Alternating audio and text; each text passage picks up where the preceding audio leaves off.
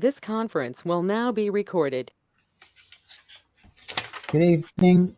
It's John Antonucci, and along with Len and Rick, and I think that's it. Oh, and Jim. What other moderators do we have here? I'd like to welcome everyone to the October 22nd, 2024 High Risk Metastatic Advanced Prostate Cancer Discussion Group. We're going to get underway in just a couple of minutes. I just want to take a couple of minutes to acknowledge and thank our sponsors, which are Bayer, J&J, Myriad Genetics, Telix, Blue Earth, Foundation Medicine, and Novartis. They are not in the slightest bit influencing anything that we say, advice that we give, or anything about their products. We are not going to give medical advice. We're going to tell you about our own experience and what we've read in the literature, and so that we can share knowledge together. I do have a new guy here, but he's having audio-visual troubles, so I'm going to go to Rick first, and then we'll get to everybody. He apparently heard you, John. He just gave you a thumbs up. Oh, you can hear me now. Okay, good. Would you like to try to unmute your microphone, Doug? Okay, can you speak? Can you try to talk, see if I can hear you? Still can't hear anything. Try configuring a different microphone in the settings, which is the little gear in the upper right-hand corner of your screen.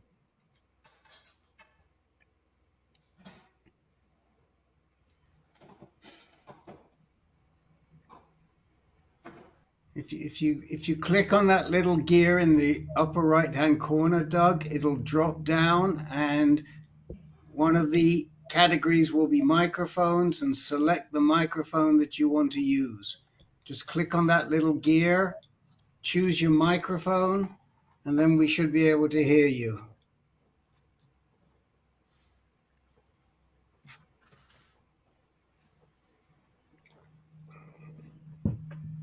If not, we have another solution for you.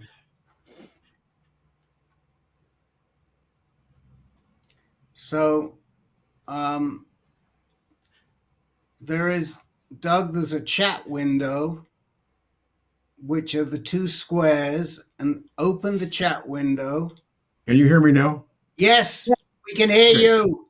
Okay. Success. Welcome to the group. Okay, thank you. This is your first time?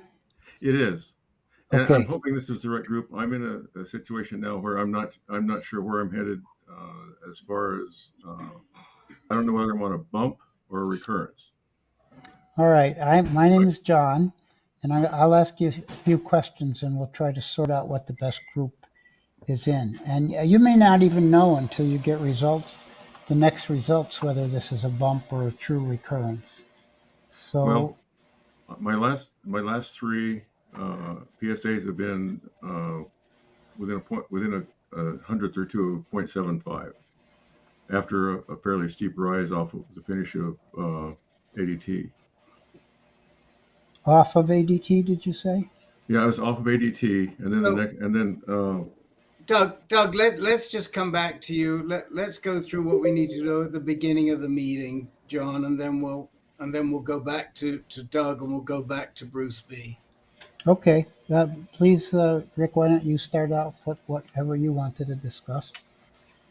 Well, what I wanted to discuss was something that was pointed out to me by a couple of people in the group, including somebody who's here today, which was what is a pretty significant prostate cancer event, not in this country, but in the United Kingdom, where a huge sports personality, so huge that this gent was knighted for his contribution, which is a pretty big deal.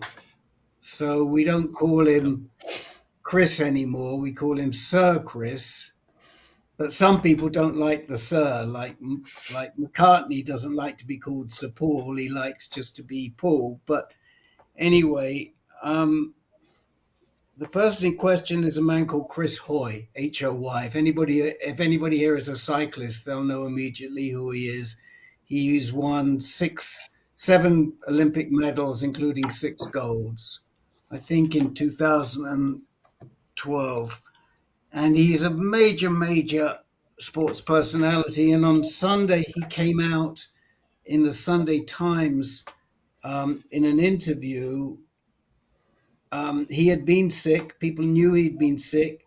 They thought he had cancer, but he hadn't said anything. And it turns out at 48, he has high volume metastatic prostate cancer. And reading between the lines, he's in triplet therapy. Of course, we don't know the quality of the care that he's getting. He's the sort of guy who's probably still with the NHS. I don't know if he's done things like if he's been sequenced, for example, or if he has a GU med-onc on his team. A whole bunch of questions arise. He's doing pretty well. He's back on his bicycle. He didn't lose his hair because he hasn't really told. He's got 2 little kids under the age of 10. So he used some sort of a freeze cap or something similar. And he looks like he's doing well. But the thrust is that he is, he says he has terminal cancer with an outlook of 2 to 4 years, which of course is something that we don't subscribe to at AnCan because, and if some of you here were in the Men Speaking Freely group on Thursday night, which was a fantastic group, and we unpacked that whole concept of should the doc tell you what's terminal and what does terminal mean and can they say 2 to 4 years? And, if people ask me, I always say, we're all terminal. Do we know if the prostate cancer is going to kill you or something else? And the answer to that is we don't really know. But there are ways to say that. And I think the way it's been conveyed to him is that he has at the outside 4 years to live. And it's caused an enormous furore in the British papers. In a sense, it's a very good thing for prostate cancer to have a high-profile celebrity, but it's also exceptionally sad. We have a gent who comes in here sometimes, Adam Alvarado, who is 48, diagnosed last year. A year ago, May, with high volume metastatic prostate cancer. He was a diver, like Captain Fisk here. He was a diver in the U.S. Navy in Panama City, and he was a commander. He has the rank of commander. Really good guy with young kids. The other sad part is that at the same time that he got diagnosed, his wife got diagnosed with multiple sclerosis, but fairly serious MS. Anyway, we've reached out through the agent, through his agent, to try and offer him some support. I'd love to connect him with Adam. And we haven't heard back. I don't know if we ever will. And I wish there was a way that we knew somebody in the UK who could get to him and tell him that we can make a real difference for him, because I feel we can. And I think most people in this group would agree with that. So that was what I had to say. And maybe somebody who listens to the broadcast may have a way of getting to him, or connections at the Beeb or something like that, or he was. I'm still working on trying to figure out connections. So that's what I wanted to say, Dr. John. Now you have something to say. Yeah, Rick and I were talking about the invitation that I sent out, and Rick was telling me about how he was reading through the whole thing, waiting for me to get to the point, and I never did. And as we discussed it and figured out what he was talking about, he wanted to make sure that we made it clear, and this is very important, that ADT, that as sure as Benadryl can give you a dry mouth, ADT can give you depression. It's just a straight out physiologic side effect. It's not, I mean, there's enough to be depressed about when you're on ADT because, you're losing your muscles, you're losing your strength, you're losing your sexuality, you've got a fatal illness, et cetera, et cetera. But it's also a really a neurobiological side effect.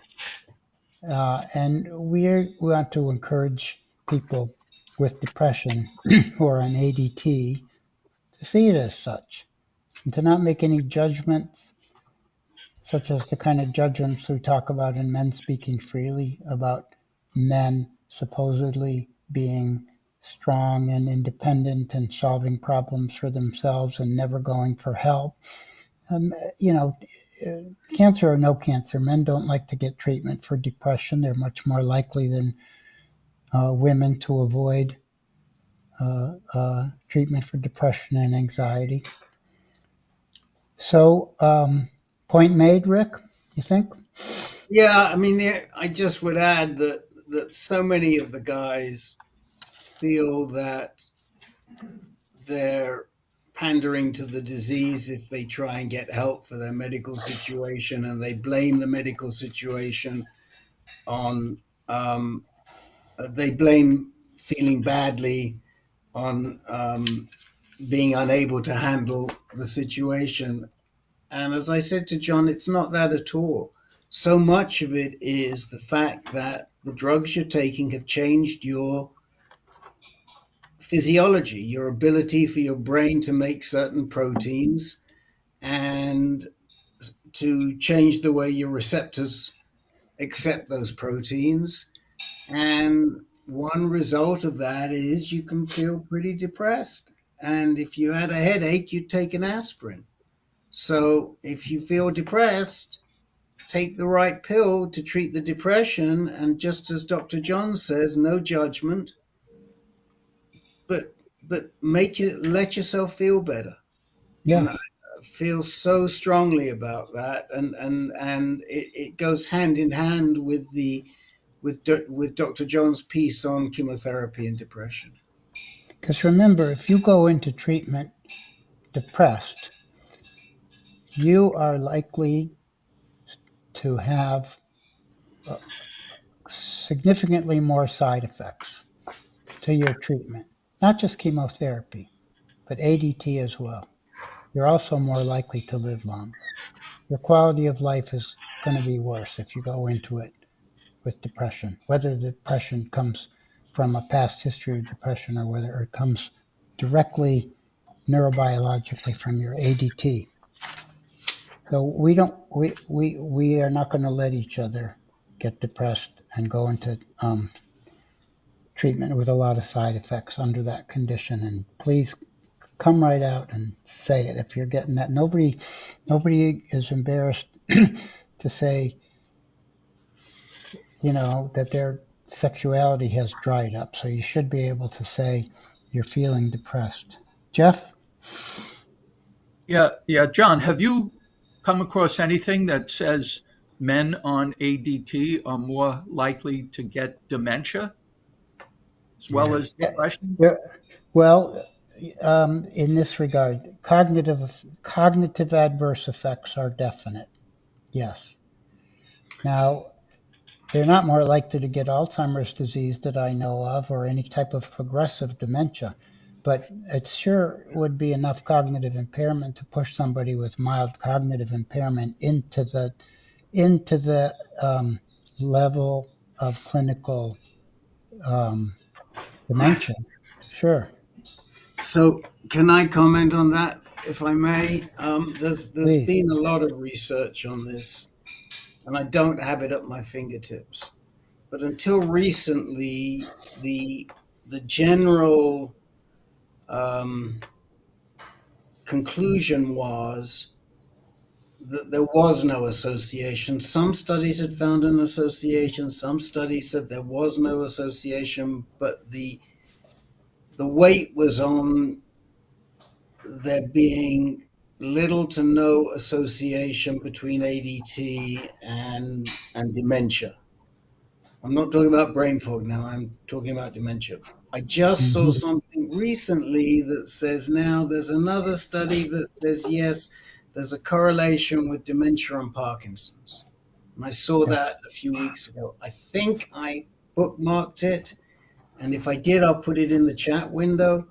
But Dr. Jeff, there's a lot of literature on it. I would urge you to research it, and we'd love for you to maybe even write it up in patient-centric language in a very short blog post, and we'll reference it because it would be very helpful for everybody. But I would say the jury is out. We're not really sure. And this goes back a long time. I can remember when I first started, 2008, there was discussion as to whether ADT led to dementia or not. This has been going on a long time. So I think one of the things that is wrong, and correct me if I'm wrong, as we go on these drugs, providers will say, well, give it time, you'll adjust. Let's say you're going to get 24 months of ADT, let's say Lupron and abiraterone. In the second year, you'll feel better. But from people I've spoken to, the longer we stay on it, the more likely we are of getting depression. So it's not stay on it and you'll see the side effects will go away. I think it's the opposite with depression.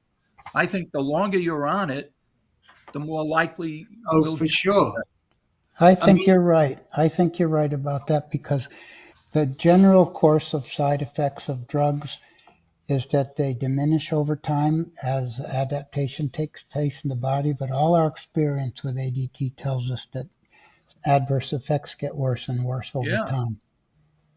no, I mean, I would absolutely agree. And this is why we encourage guys to address their depression early if they're going to be on a significant period of ADT, meaning sort of 9 months or longer, to address it early in the disease and then to stay on top of it and to adjust as you go through, because you may need to increase your dose as you go through the depression. And people do. I mean, in my own case, and I've told you this before, I was already on an antidepressant when I got diagnosed, and I also knew that I was likely to have a response to the ADT. And I spoke to my GP and my PCP, and he suggested I double my dose. I doubled my dose, and it was fine. And when I felt a little better, I would reduce the dose. And when I felt the depression, when I felt a wave of depression coming on, I would increase the dose again. So I played around with the dose during that period, and that's what. But I was already on something that I knew worked, and as Dr. John and Dr. Jack will tell you, and probably Dr. Jeff too, although it's not his specialty, it can be very, very hard to find the right drug to address your depression. There are many drugs, and everybody responds to them differently. And you can't just stop one and start another. You have to stop one, and you have to have a washout period, and then you've got to titrate up on the other one. And so it takes a long time. So my my suggestion is if you're feeling depressed, address it early in the ADT so you have the right drug that you can play around the dose with. Is that okay, docs? Was that medical advice or was that peer experience? Peer experience. We don't give medical advice. So I do have We're just the best you can say about us. This is another Ben-ism. Ben comes up with great phrases sometimes, Ben Nathanson. He says that we are the jailhouse lawyers of prostate cancer. We don't have the certificate, but we have plenty to say. So, John, Yeah. is there any data that shows suicide rates are higher in our group of Yes. it Yes, is? there is. Yes, particularly in the first year, and particularly in the first 3 months. Oddly enough, the suicide rate drops a little bit as years go by, even though the depression can Thank you. get quite frequent. Okay, I'm going to start down my list now. I am weeks behind getting a baseline information on Bruce, so I'm going to make up for it right now, and I'm going to ask you the usual series of questions. It should take me about 10 minutes to get through your history, and then we're going to find out from you what, if anything, you would like to discuss with us, and the guys will have a chance to put in their experience. So let me just start with asking you how old you are and where you live. Okay, I am 79 years old, and I live in Hmm. Wisconsin, near Neenah, Wisconsin. And when did you get first diagnosed, Bruce? In January of 2020, I had a PSA reading of 85. Okay. I had not had a PSA for about 5 years, or about 8 years. Oh, This so was could have been creeping up a long time and we didn't know about it, right? right.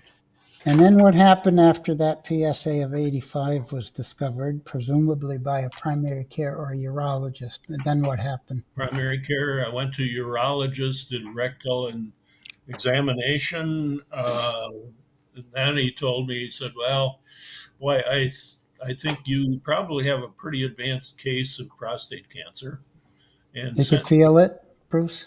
It was yeah, palpable? I think Okay. so. Yeah. And then he sent me to uh, a CT scan and a nuclear CT scan, And that showed what? and that showed that I had. Oh, excuse me. Before that, then I had the biopsy, Mm-hmm. and the biopsy was in February of 2020, Mm-hmm. and that came out of Gleason 7 and 9, Wait, low volume. okay. I'm sorry. Was your 9 a 4 plus 5? Did they Um, specify or just I told you think it was so. a Four 9? plus five. Yeah. Okay. And you said low volume, which means that you had a bunch of cores without any cancer and a bunch of cores with cancer? Um, yeah. I'm not sure. Not sure. It just said low. It just said low volume, Okay. and then I did the scans, and I Okay. had indicated it was metastatic to a bunch of lymph nodes, and I had a spot on my spine. Okay. And at that time, I started on, oh, let's see, there was a preliminary one, ADT, and then I started on Lupron in Okay. March of Okay. 2020. Mm-hmm. And then I went to a medical oncologist, and he prescribed abiraterone to go along with that. Okay. And within about 3 weeks, the PSA had dropped in less than half. And 3 months later, it was almost like very low. Mm-hmm. And How low did it get? Do you recall? well, oh yeah, I know it's 4 years ago. it got to non-detect, and it was Good. non-detect by about February or even earlier than that, probably September. Yeah. Good. And it was about that same time I started into depression. I had Oh, no experience with depression. I was usually a pretty happy, positive guy, and I just didn't know how to deal with this. I just couldn't figure out what the heck is going on. Um, and then in, I think it was in March, about 1 year later, um, my oncologist was taking a job. I was treating at the University of Minnesota, mm-hmm. Car, Masonic Cancer Center. And my oncologist left to go to Baylor, and I was assigned a new medical oncologist, Dr. Jha, and he had done some kind of studies, and he wrote a paper on it about dropping the luprolide. And my original oncologist, I just kept asking him, with the depression, is there any way that I can get some testosterone or something here? And he said, well, okay, this Dr. Jha has had some experience with this, and I think we can drop since you're right at non-detect and have been for a good 6 months or more. Might be a time that we can just try dropping the luprolide, and we did. My PSA continued to be non-detect all the Still way, continued abiraterone, right? and still considered an abiraterone only, Okay, and still maintained non-detect PSA. good. Um, I started taking antidepressants at a lower dosage than normal because I have also stage 4 kidney disease. And she Oh, put me on sertraline, which was probably the most benign as far as the kidneys are concerned. But the lower dosage, because she thought the kidneys wouldn't clear it as fast. And I started on 25 milligrams, then went to 50, then went to 100. And I was on 100 for then quite a long time. it worked. And it helped, yes. And I also uh, started counseling, and um, and I did acupuncture as well. Okay. And then I seemed to work out of that. And I had What's your and then at the time too, I had a toxic romantic relationship that wasn't helping at all. So, so then got rid of the toxic girlfriend in April of a year and a half ago, and that okay? helped a Yeah, lot. yeah. And recently found a new partner that has really been wonderful. Um, and then at the end of August, I kept telling him, asking him, I know you guys have talked about a holiday. And I asked him, I said, well, what do you think? Is there any possibility I could do that? And this was about a year and a half ago. He said, well, normally he didn't like to do that. It was metastatic. Um, and so, yeah, well, okay. Risk was that you'd have to go back onto it, but then it may not get as good a control, he said, when you tried going back again. So I stayed on the abiraterone until the last July. He said, well, you know, you've been non-detect here for 3.5 years. And then we did a full series of scans again, and there was absolutely no activity to be seen anywhere. That's wonderful. Did those scans include a PSMA They did scan? not. They did not. Okay. And so he suggested, he said, well, you know, if you were thinking about taking a holiday, it might be a reasonable time to do that. And I said, oh, Well, I thought about it for about 3 weeks, and so I decided to do that. So I am off treatment now since the end of August. I have my next appointment coming up in about 2 weeks. Okay.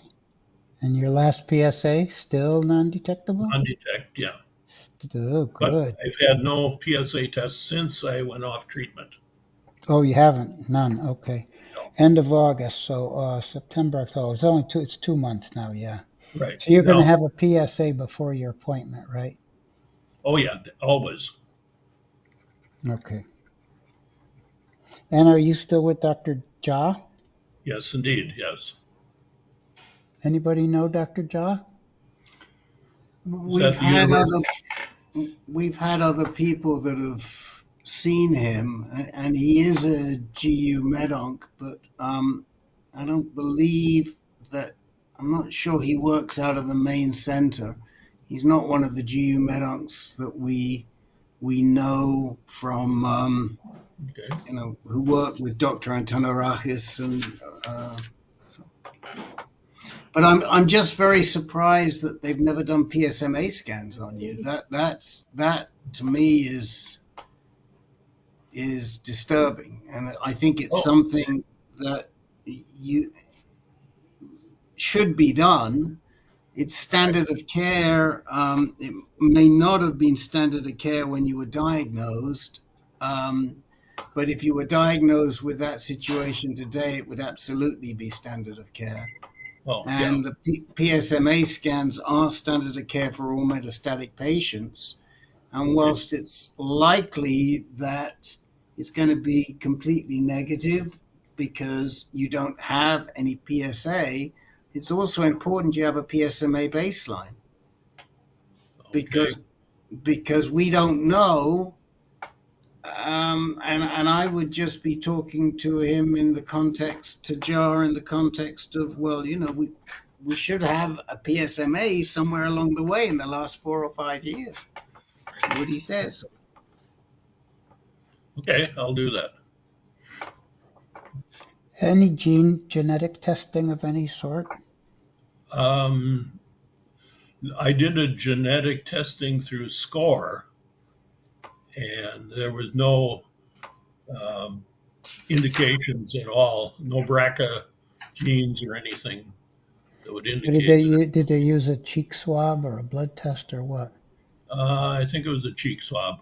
Cheek swab. And the biopsy itself didn't have its own genetic testing, did it ever? Did not.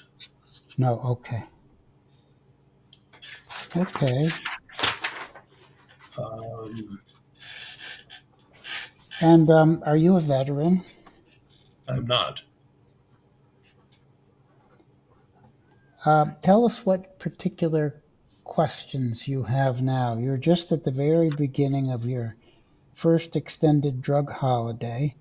Your Hmm. mood has improved. You're being monitored presumably at least every 3 months. Correct. Um, do you have any particular questions or concerns that you want Um, feedback about? Not. I really don't. If anybody's got any comments or suggestions, I'd welcome those. My recovery um, as some days are good and some days are okay. So I'm generally feeling pretty positive about things. Um, I and do have a question for you, Bruce. yeah, Um, what advice were you given when you came off the prednisone? And have you had any issues at all related to coming off the prednisone? no, I haven't. Well, actually, I think I did come. I got some advice from you the last time, but coming off the prednisone, and I did that, and I didn't seem to have any issues. I tapered off on it. Okay. Okay. Did you happen to know what your testosterone level is, either at the beginning, before all this happened, or now? I don't know what the beginning level was. It is running around 10, 10 or Mhm. 20. Okay. Okay. What other, anybody else, anything to, I did see something in the chat. Let me see here. Whilst John's looking, I just would like to say, I think you've been listening to our groups for a long time, if I remember, Bruce, and I Oh, think yeah. you're signed up. As you probably know, we've had gents who have been on monotherapy abiraterone before, and they've done pretty well. And it is it's a good alternative. In fact, monotherapy of any of the second line anti-androgens can be a good alternative for the right person. And we've got some monotherapy people in here right now, and one of them has his hand up. So we'll go and ask him what's on his mind. Go ahead, Fratello. Yeah. So, Bruce, my question wasn't about monotherapy, but um, do you get your testosterone level checked every time you have blood work done? Yes. Okay. So if you, at your next PSA check, if you remain undetectable and your testosterone is rising, that's a very good sign. If, however, after being on Abby for so long, it's conceivable that your your T levels may not have moved much from where they were when you were still on it. So, then you have to say, well, the jury's still out because if your T levels are still 10, 20, what we call castrate level, uh, then you need to keep an eye on. You might even want to switch from every 3 months to every 6 weeks. So instead of every 12 weeks, every 6 weeks. A lot of guys do that. I do that when you're on a drug holiday.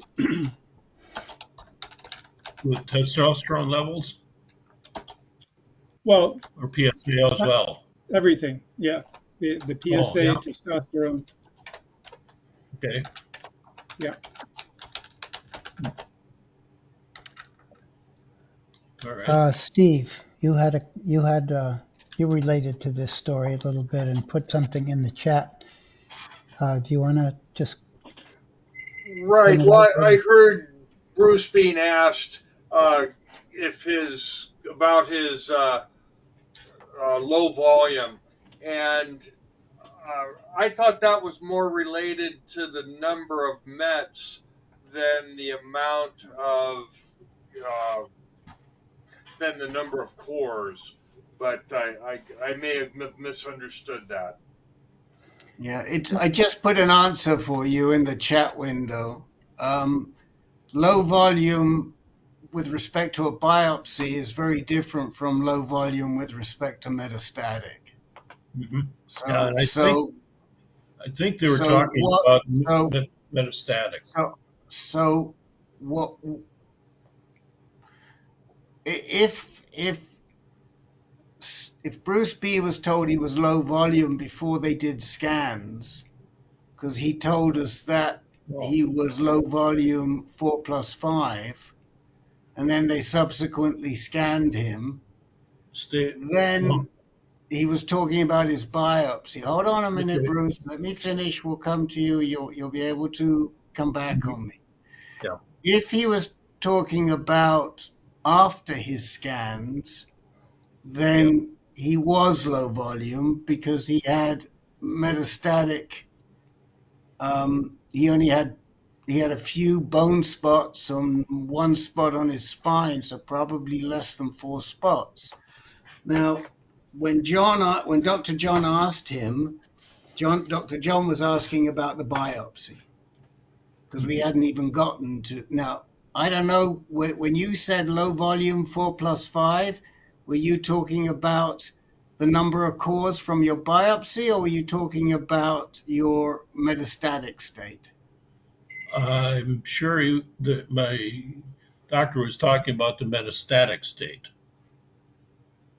Okay. Okay, very good. Um, Also, Jeff was asking if Jeff, were you asking about Steve, Bruce, or Steve about about the Decipher score? Steve. Oh, okay, very good. So you guys are all set on that. The Gleason and Decipher would help know how aggressive he is, not his metastasis level. All right, so we find everything going very, very nicely. We would you have even more confidence if you had a PSMA PET scan as you head into your um, drug holiday. Yeah. We anticipate sometime this winter you're at an unpredictable time your testosterone is going to recover and you'll feel even yet better, and hopefully remain non-detectable for your PSA for some time to come. Yeah. Now, I will say for my original oncologist, I when I was first diagnosed, um, I know he wouldn't say how long do I have, but I said, you've looked at a lot of studies, and I have studied probabilities, and what is the probability with the development that I have of what's a 50% survival probability? I mean, sure, sometimes it's better, sometimes it's not. So, but I'd like to be able to plan. And so he did share with me that he thought that on the Lupronide I might get maybe 6 to 8 years, and with the addition of the abiraterone, that it might improve that by 50%. So that gave me encouragement to say, well, geez, I'll outlive my both parents and all four grandparents. So I think there's a very important take-home message here before we move on, which we got to do, and that is, guys get they're de novo metastatic. Some of them a lot worse than others, like Sir Chris Hoy. But many guys are saying about, well, I'll do the hormone therapy, but when can I get on a drug holiday? oh, And I can think of at least one person on this call who was very concerned about a drug holiday very, very early on and stayed the course, and it's worked out well. uh-huh. And I think the lesson with Bruce is that he did get to a drug holiday, but it took him around 4 years to get to a drug holiday. And 5 years. 4 years is a reasonable amount of time. Yeah. And I was not expecting to have a drug holiday. My original oncologist said that I think you'll be on this for a very long time. No. And so he set the stage for that. And even when I asked about a drug holiday a year and a half ago, I wasn't given much encouragement at all. So that's why I was pleasantly surprised when he brought it up. Well, that's what you might expect to hear in 2020 or 2019. Yeah. Okay. I'm going to see what Jim Marshall has on his mind, and then I'm going to go on to the next new guy. Okay. All right. Question, Bruce. Okay. How active are you aerobic exercising? Not very much, unfortunately. Well, I would strongly suggest that you start that. Yeah. And because it sure helps. I'm the guy, 5 years, essentially Lupron, Abbey, and I'm now 26 months to the treatment holiday. And I am active almost every day. Really? Good. On a bicycle, not hard, but just getting out, volunteering, staying busy, keeping the brain active, have a mission. I'm a veteran. You just stay active and live every day Oh, yeah. to the most. Oh, yeah. Absolutely true. That's one thing you can do now that you're not protected by abiraterone anymore, or might not be in a few months, Yeah, to control this disease. I did experience quite a weight gain over that time period. Yeah, So I need to work on that. yep, get moving. What is Absolutely. your what Get a is your black weight now, by market. the way, just so I can Well, I keep peaked tracked? 257. Are you that now? Yep, that was just Okay. 3 hours ago. I bought a new Okay. battery for my scale.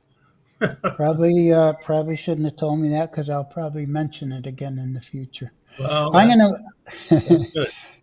I'm gonna move on to Doug. Good. Doug, can you unmute yourself? Thank I'm you here. very much. Okay, if you're willing, it's the same set of questions. Um, any privacy issues, just mention to me or Rick in an email or anything, but otherwise I'm going to ask you the same questions. How old are you? 78, And where do you live? Portland, Oregon.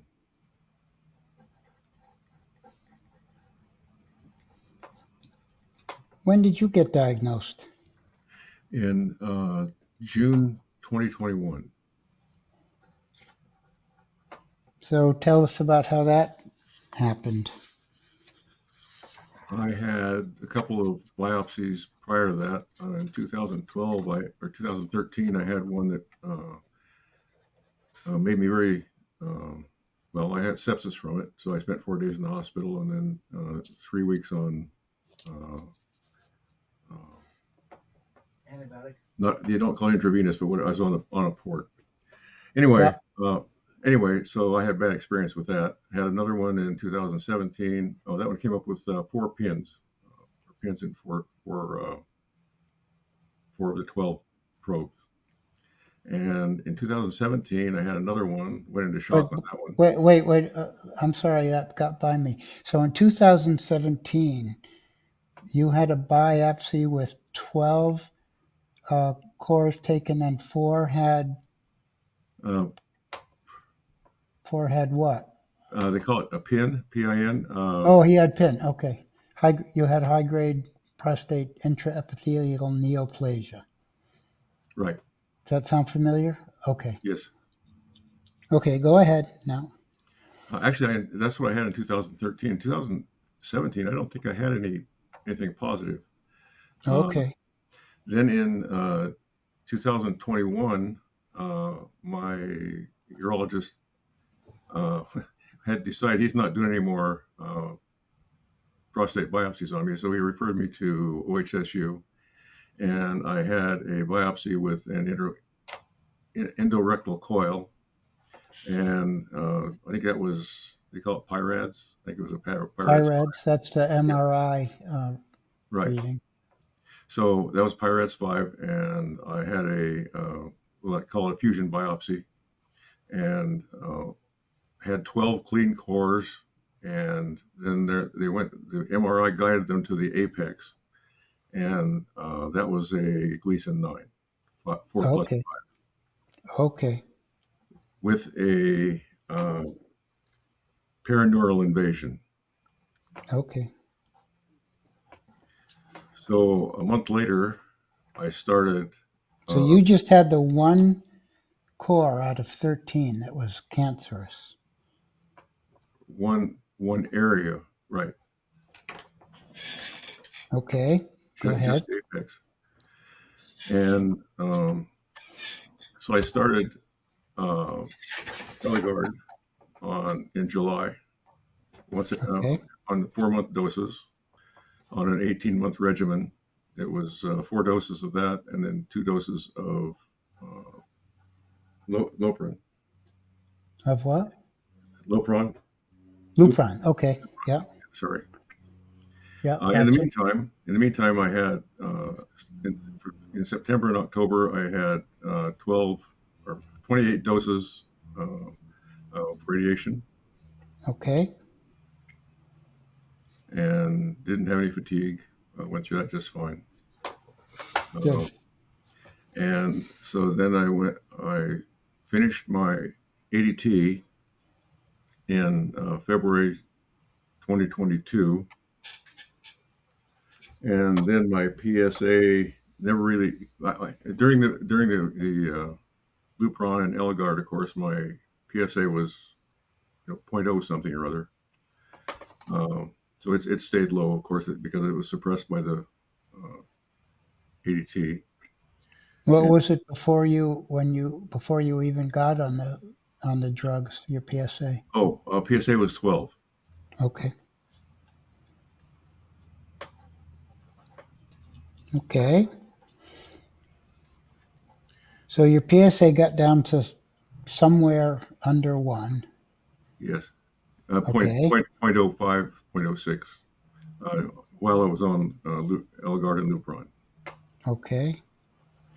And then as my next test was, my PSA was 4.5 months later, and that was 0.34. And then it was 7 months to a 0.48.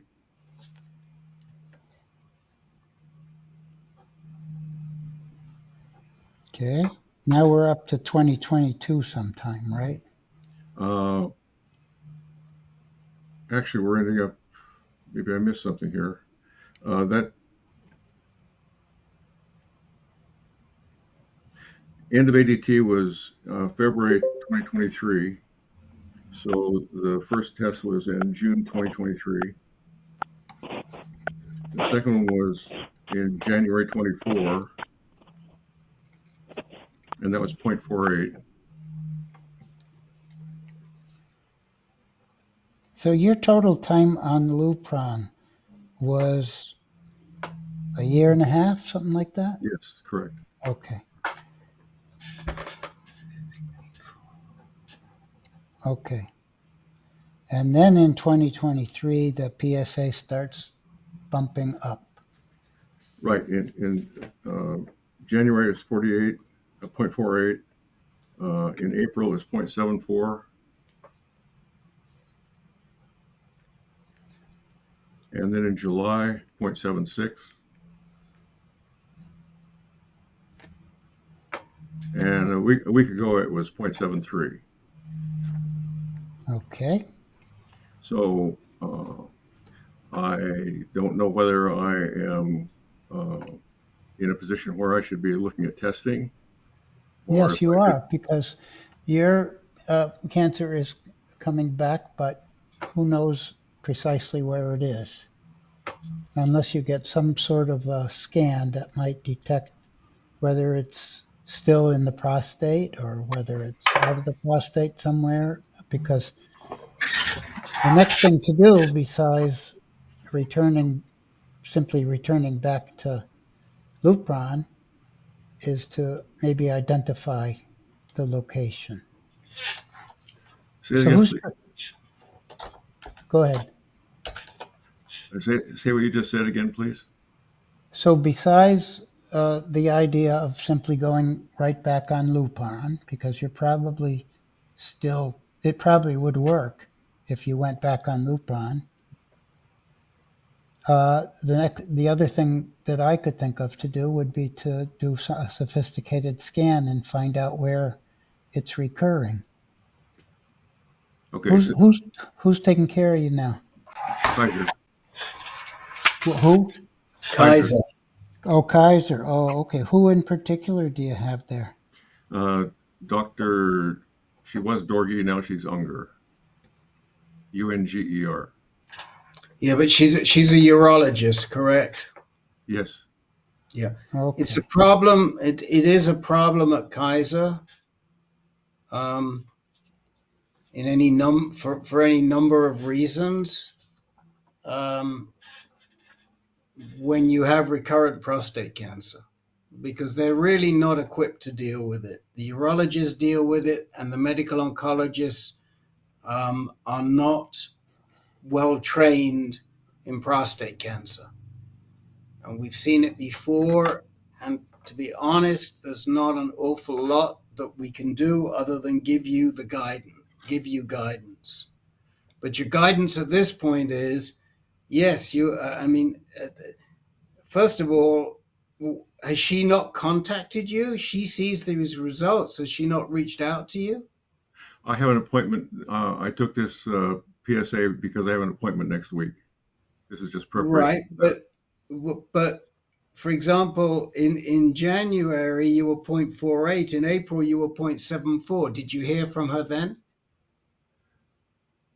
We just said we were going to wait until the next test in 3 months. Well, you see that in and of itself is bad practice. I mean, she's got a guy who's gone from 0.05 in Feb of 23 to 0.48 in January 24. In January 24, she should have had you in and she should have scanned you. Okay. I don't know what's normal as far as developing a nadir. I never really developed one. Right. But she does. You don't know, you shouldn't know, but she does. And what I'm saying to you is the first thing I do is change your urologist, which is easy to do. And you want a urologist in that Kaiser system who really understands cancer. She may be a urologist who specializes in women's diseases, in women's situations. She clearly doesn't specialize in cancer because at 0.48, she told you to come back, and at 0.74, she told you to come back again. And you've got disease there that needed to be attended to in January. Now, you are your best advocate. I can't give you a name of a doctor at Kaiser who is in the Oregon area who is more of an expert. But the first thing you want to do is call up the ombudsperson at Kaiser and say, I need somebody who's really strong on treating prostate cancer. And this doctor doesn't seem to be, because she's let me go 9 months without following up.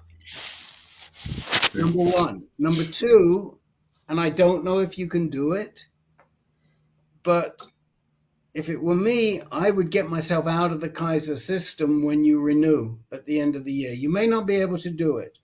What you might be able to do is to get into another Advantage plan that gives you access to OHSU. Now, OHSU is also not the greatest right now. They have a very depleted GU medical team. Thomas M., who's on this call, is using them, and some other people. But it's got to be better than Kaiser, who's to us in AnCan, this is malpractice. It's malpractice that a man comes in who's been on ADT and his PSA is at 0.48 and they don't do anything.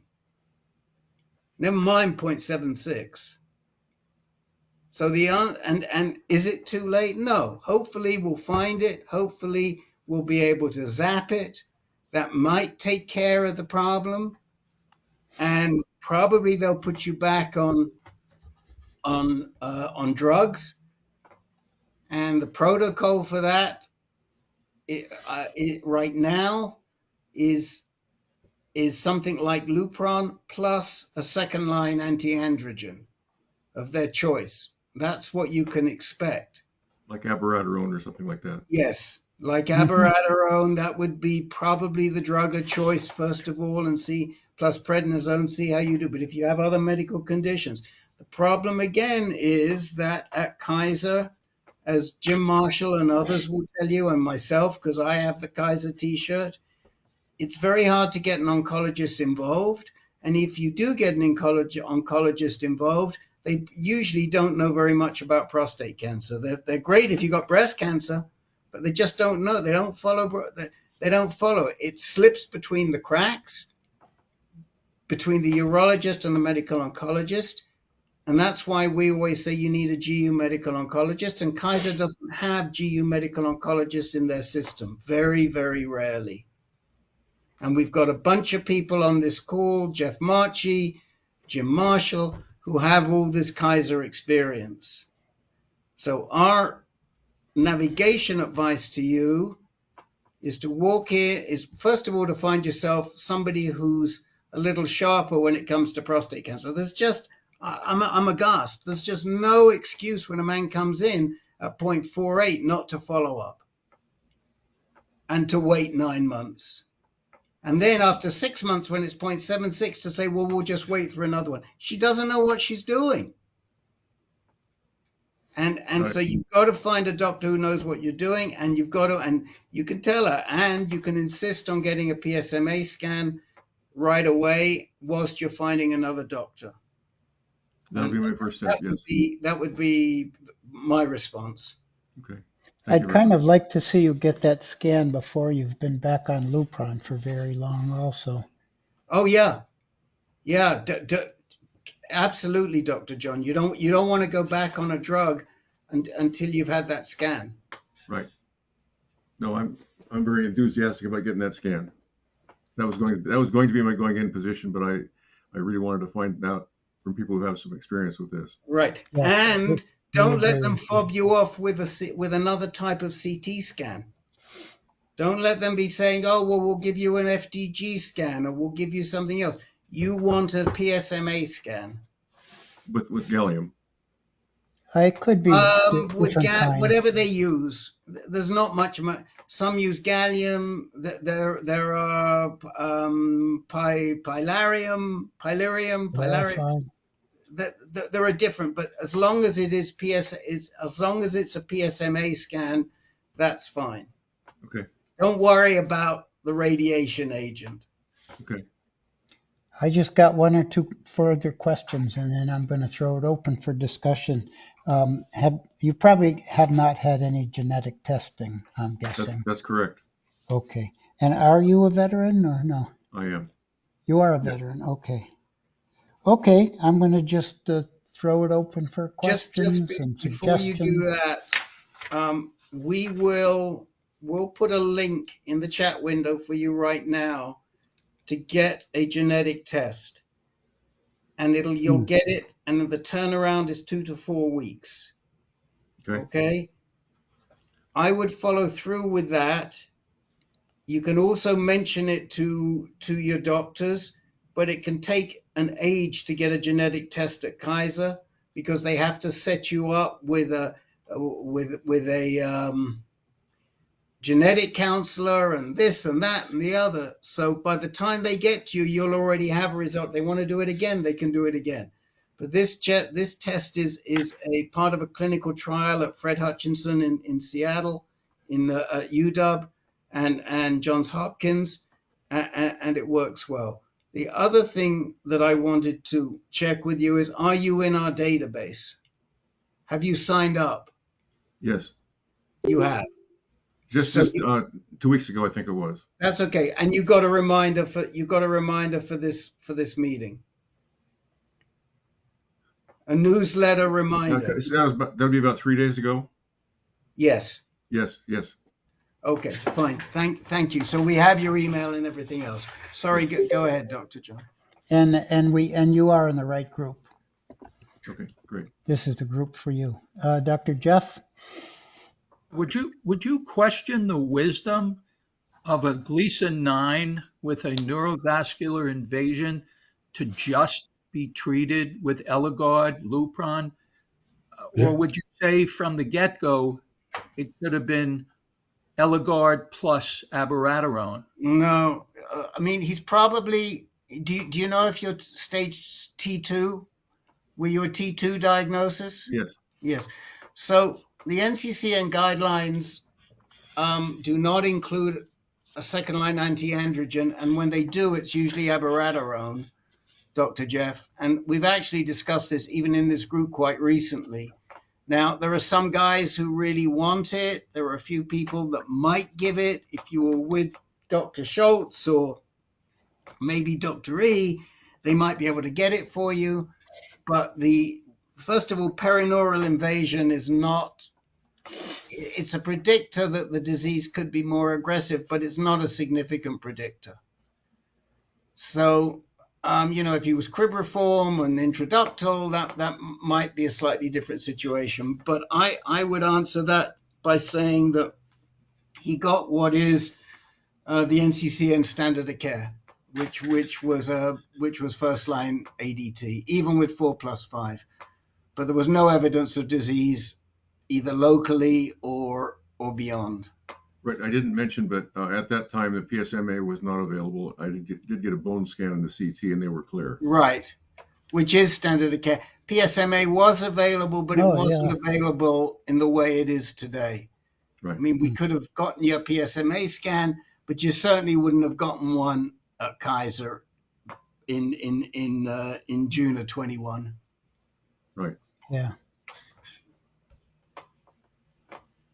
Any other? Oh wait, I think Jeff Markey has his hand up. Yeah, look at I'm at Kaiser in San Francisco, and we've got the only GU oncologist in Kaiser's system. But I've spoken to one other oncologist in Kaiser who was extremely knowledgeable about prostate cancer. And you need to tell your urologist that you want a referral to an oncologist who is knowledgeable about prostate cancer. I can't say, but Rick may be right that they don't have one, but there's very likely that they do. They should, that's for sure. And you should ask for a referral to one because you are definitely not being treated right.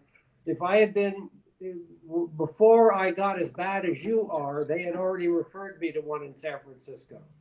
Yeah. So then you're not getting the right treatment. No, but Jeff, you have to recognize Kaiser. You may get lucky and find one. There may be one in the system. Doug, there's nothing wrong in asking for it, but ask Jim Marshall if he could find one in his Kaiser system in Virginia. Now, if you know one, then maybe you can get. I don't want to load up Dr. Hartstark with every person that comes through here, but if you think you know somebody else who's knowledgeable, maybe he can get a referral. The problem is that Kaiser is not so happy about making referrals between areas anymore. Yeah, that's not going to happen.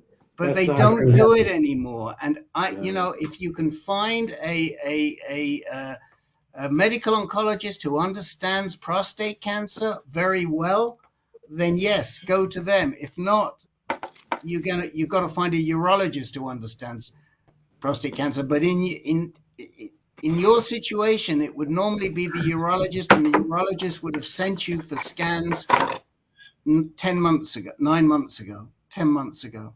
Jim, Nick's military. Can't he use the military medicine? Okay, Jim Marshall. Why don't you? Maybe Jim. Yeah, maybe we can get him to. We can get him to OSHU through the VA. Well, yes, I was about to ask. You can go to Julie Graff. Julie Graff sees the VAs. That would be a great solution. Fantastic, Jeff Marchie. Doug, are you signed up for the veterans group also? Didn't know about it. Yes, there's a veterans group. Are you military retired?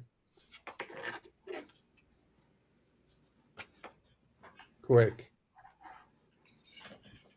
Doug? Yes. Doug, are you military retired? Oh, not retired. Were you Vietnam? Yes. You are covered under the VA right now, 100% fully paid because of a thing called TERA, T-E-R-A. It's brand new. You don't even have to file essentially a disability claim. So I am researching that right now, and I will put my phone number within the chat plus the email address. Great. Okay. Okay, and Doug, if you don't want to put it publicly, put it in the email to me. If you tell me your last name or so I can find you in the database, we'll sign you up for the veterans group. And Captain Jim, The doctor that Doug needs to see in the Portland VA is Julie Graff, Graff.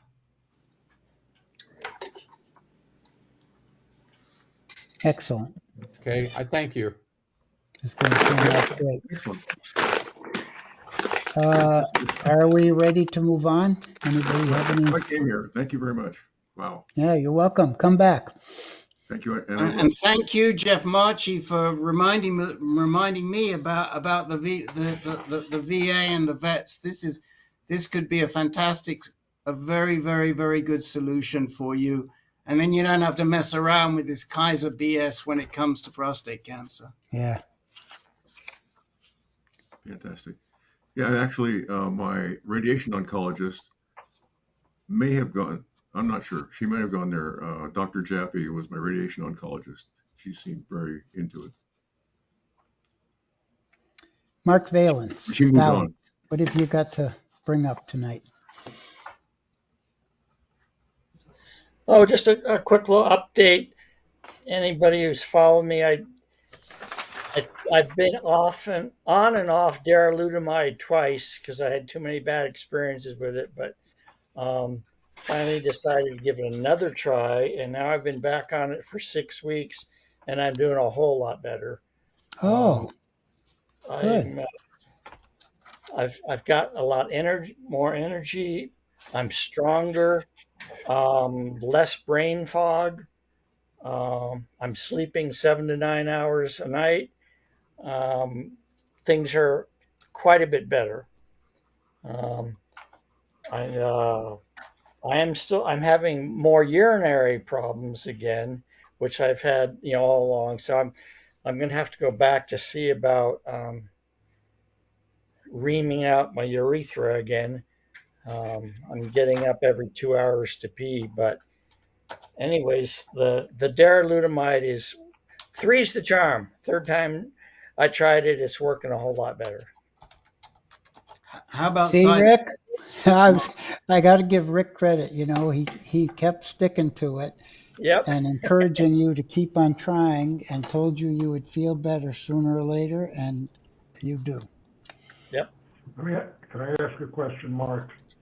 Yep. Mark, how do you sleep 7 to 9 hours a night and get up every 2 hours to pee? I go right back to sleep. God bless you. I keep a pee bottle right beside the bed. I just stand up, I pee, and I go lie back down. Oh, you stand up. I don't stand up. I just roll over.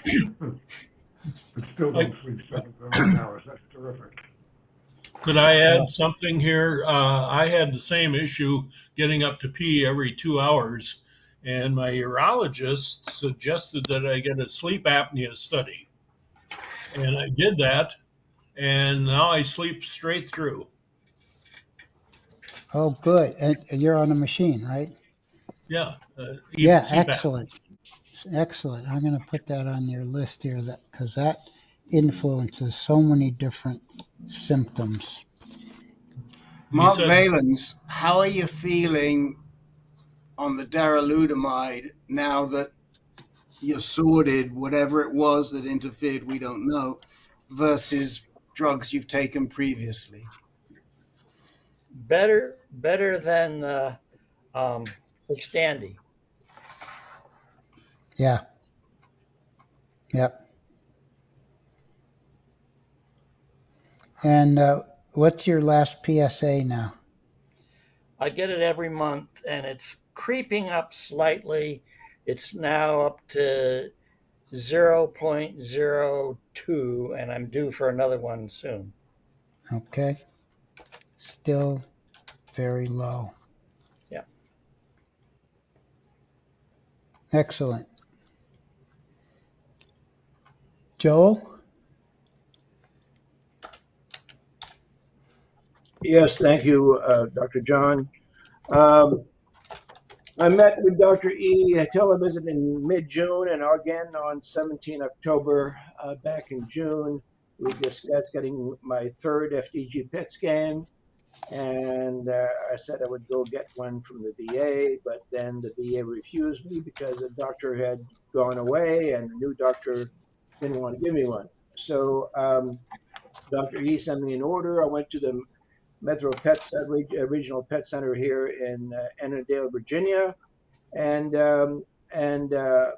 scheduled one. I told them I needed an FDG PET scan. I talked to 4 or 5 people there, mentioned FDG 4 or 5 times, and so when I got to the clinic that day on, I think it was 2nd of October, all of a sudden I see a lead box coming in the room. I said, what the heck are they doing? And so I already had a needle in my arm, and the way they inject me is through a port in the contraption with the needle in my arm. And I asked the nurse, is this an FDG PET? And she wouldn't answer me.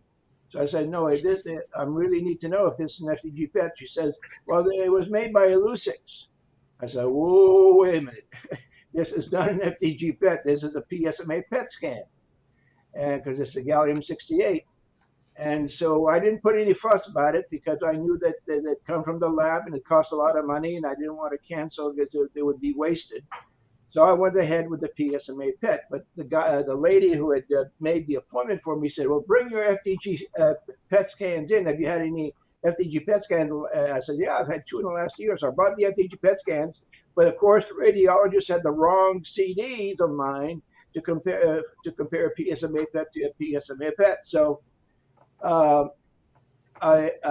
anyway, so but something surprising happened to me when at the end of the scan, took about half an hour. She comes to me and says,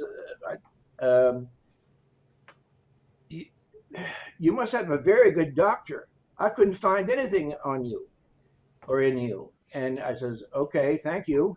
And so I waited for the results, and the results said that I had no prostate cancer found, but there was a spot which was, the exact words were tiny nodular density in the right mid lung. Get a CT in 3 months. And so the reason Dr. E wanted an FDG PET scan is I have some mediastinum lymph nodes that the last 2 FDG PET scans have shown that light up on the FDG scan. They don't light up on the PSMA PET. So a week later, I brought 3 PSMA PET scans, 2 back to the Metro Center because they didn't have anything to compare the latest scan with. And also a whole body MRI. They looked at them, and somehow they sent 2 more reports to Dr. E. I guess they realized their mistake, sent 2 more reports to Dr. E. And so on 17 October, when I had a televisit with Dr. E, she agreed to the CT in 3 months. But in June, she had told me she was going to take me off of the darolutamide and Orgovix. And now in October, she was very hesitant to do it. So, and I wasn't smart enough to ask her right then and there what were the options or why they had she changed her mind. I am going to meet with her soon, and I'm going to ask her that question. But she asked me what I wanted to do. I said, well, I'd like to go on holiday for a little while to see what happens and get all my organs and systems in my body that need testosterone to get back to normal. So she agreed with that. And so in 5 days, I got off of both Orgovix and darolutamide. She says 9 out of 10 of my guys who I treat do very well in Orgovix and darolutamide, but there's 1 out of 10 that don't. So I don't know if I'm part of the 9 or part of the 1. But I will ask her. So I started talking about TP53 and P10. And she's going to give me another Tempest blood test. She says there's a new Tempest test now.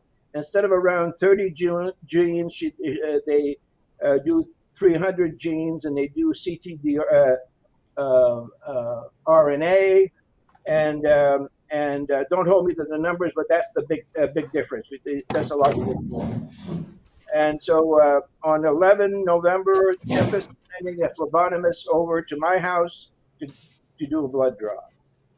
So I told her also that since I had cancer in my right occipital condyle bone for the last 3 years, I had some in my neck.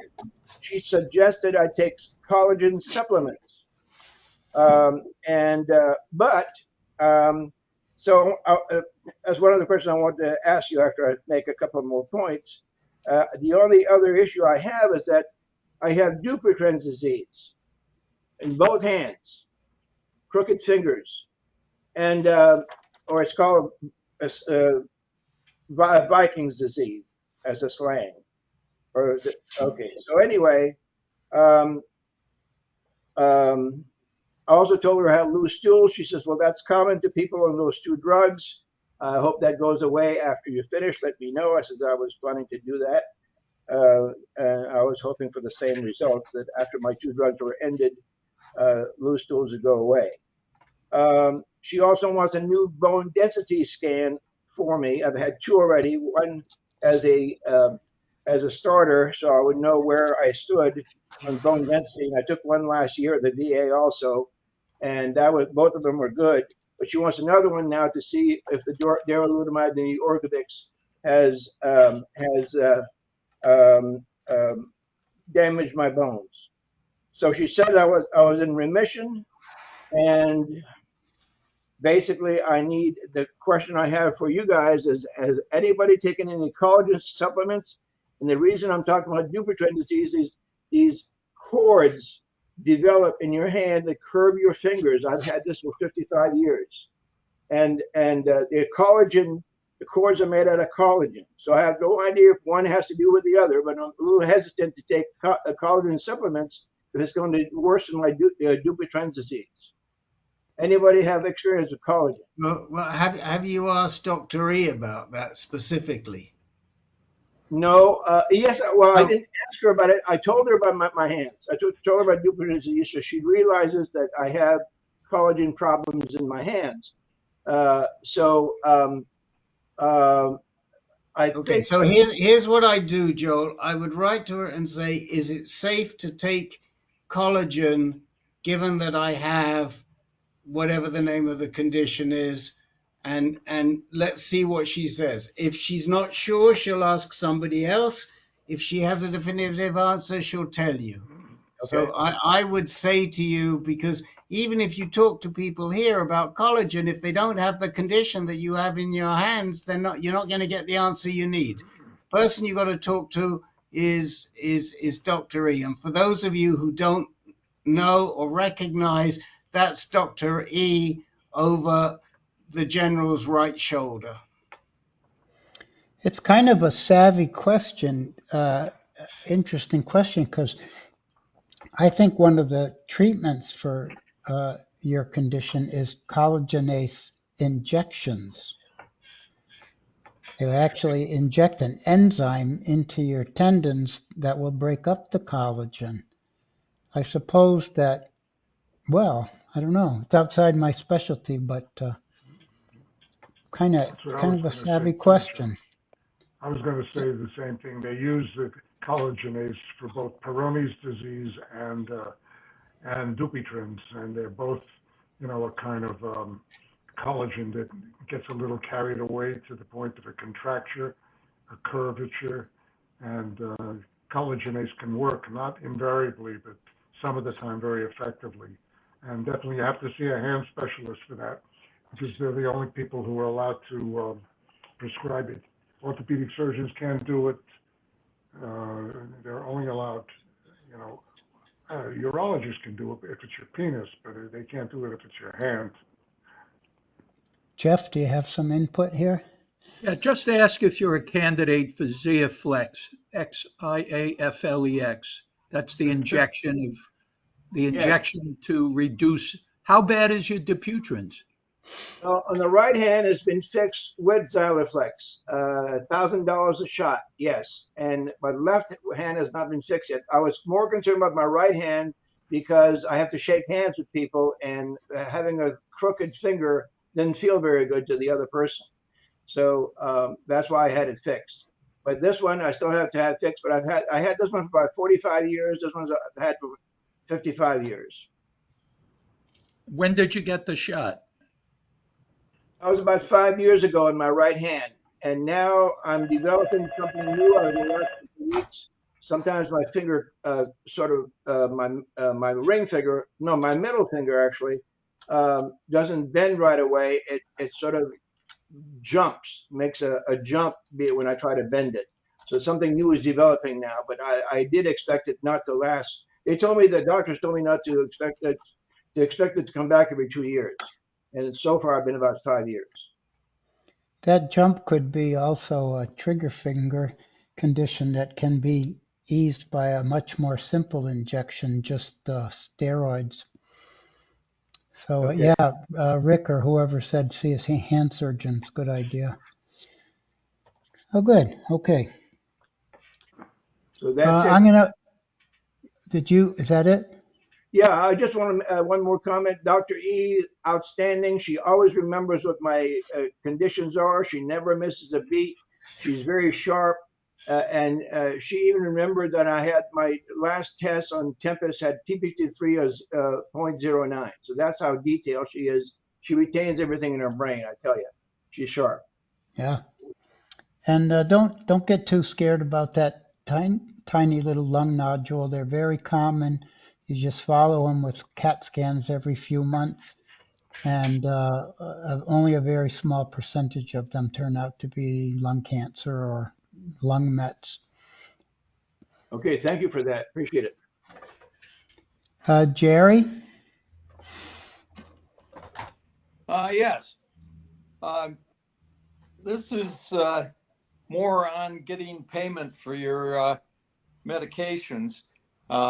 And for those on Medicare, and I think most of us are, on the medications, the Part D, I was getting my Nubeqa from Bayer, and I got a letter from them saying that at the end of my year with them, they recommend I go to my Part D company or get a medical plan because of the change in 2005, which is we only are charged the whole year, supposedly on Medicare. It only costs us $2,000. So after that $2,000, in my case, it goes to Humana. So the same thing happened with my Orgavix, and so I went into my Humana and looked at the 2025 Part D, and it just doesn't make sense to me. They've got a calculation that you go through. So I gave them Nubeqa, and they said, well, you'll pay $2,000, and then it's Humana. Well, they showed the charge for Humana, $135,000. And so I'm really kind of confused about this, because it seems like with my wife, who's on the same plan and is in Medicare, it's going to cost her for her whole time. There's no way she's going to have prescriptions that come over $2,000. So all of a sudden, it looks like this $2,000 limit is ending up to be the customer pays more. The Medicare patient will pay more. Now we won't, because our drugs All right, are so Jerry, expensive. let me intervene because we're short of time. As far as I understand it, it's very simple. I'm not interested what it shows Humana pays or anybody else pays. I'm only care about what our patients pay. You won't have to pay more than $2,000 is my understanding. I'm not sure how you'll have to pay it. It may be that if the drug is billed to Humana for $9,000 in the first month, you'll have to pay that $2,000 in the first month, but after that, you won't pay anything more. So Right. that's all you need to know. I understand that, Rick. I understand that. There's one other part to it. Now it slipped my mind. God damn it. So, if your wife's drugs don't come to 2,000 over the course of the year, she'll pay for her drugs, whatever they come to, they come to. But if she goes over 2,000, she won't pay anything more. It's just like as we have it now in the donut with the donut hole. Once you went through the donut hole, you didn't pay anything more. Right. Yes, Harry Spieler. Thanks, Harry. But Harry, I think that is delayed until 2026 to implement. I'm pretty sure you are going to be able to spread the $2,000 out over the 12 months. Right. And if you apply for that plan through the government, through the Medicare system. Maybe. I don't know the details. What I did understand, I'm pretty sure it's going to be an advantage too, but I did understand that it wasn't going to be introduced in 2025. That would be coming in 2026, at which point the 2,000 is going to be reduced. Now, it's going to go down. The article, Humana says 2025. What is 2025? $2,000 max. Yes, 2,000 max in 2025. It will be reduced in 2026. Yeah. It will go down in 2026. Right. It's going to be stepped down, I think, to $1,500. Cool. Over, I think, 3 years, but I'm not sure. We had a session on it through J&J, and I think we have the slides, and I will make a note. We need to write it up, and I'll talk to Alexa tomorrow. She was going to do it. But what I also want to say to you is that, and Harry thinks it's this year. Harry thinks it's for 2025. I am not sure. Harry, don't be surprised if you go back and they tell you can't spread it out till next year. Dennis, do you know? Yes, I just went over through my GE retirement, we have a brokerage firm via benefits for all of this. That's where I get my Part D, and I have the Humana plan too, Jerry, and I'm on Nubeca. So we went over it. Humana actually has two different Part D plans. And the one that she switched me to is called a Value RX, I think, plan with Humana. I don't know. Okay, Dennis, we can get into it, but do you know if you can spread that $2,000 payment in 2025? That's what I was just going to say. And the brokers I talked to said I could do that in 2025. Okay, great. Do I get this correct? Is it really? You're telling me it's possible that no matter whether it's Nubeca or whatever sequence or combination of drugs I'm on, I might be able to find a plan where I only pay $2,000 a year? If you're on Medicare. If you're 65 or older. Medicare for my job in 25 or 26, I don't care. Or I'll only pay $2,000. For your, only pay $2,000 for your drugs. But you're going to have to you'll pay for the Part D Medicare plan separately, which will be, now, there's no point in paying for fancy Part D Medicare plans anymore because you're maxed out at $2,000. So what's the difference between a $25 plan and a $75 plan? You got to look and see if it's worth paying the extra $50 because in both plans, you're going to be maxed out at $2,000. I'll give you $2,000 today if you tell me this is true. It is wonderful. It's just fantastic. Go to the website and make the donation, Larry. I'm doing it. Hey, look, it probably won't be $2,000. It was $8,000 this year. I paid $2,300 in January and have paid $0 for drugs for the rest of the year. That It's is because it incredible. I mean, specifically says that it is not just what you pay, but it also what your provider pays. So you may not even have to pay $2,000. As I said, I only paid $2,300 when it was an $8,000 limit this year. all right, I hear Because you. I don't care about the exact details, the ins and the outs of how exactly. But you're saying that I don't have to worry about drugs for more than $2,000 a year for the rest of my life? Are you kidding? Yeah, yeah, Well, it's unless the Never new wonderful. Medicare No says. matter who is unless a president, new administration decides to change it, but that's no what it matter is who is currently. president, yeah. Well, we don't know what certain administrations would do, but we do know that this was brought in by this administration in the Yeah. in the Inflation Reduction Act, Reduction Act, right. and it's been enacted, but it could be reversed. I doubt that Harris will reverse it. Who knows what the other guy will do? That said, You just the ended way that all my the worries way for that the the rest of my life. way that it's being funded is that they are now levying charges on the pharmaceutical companies.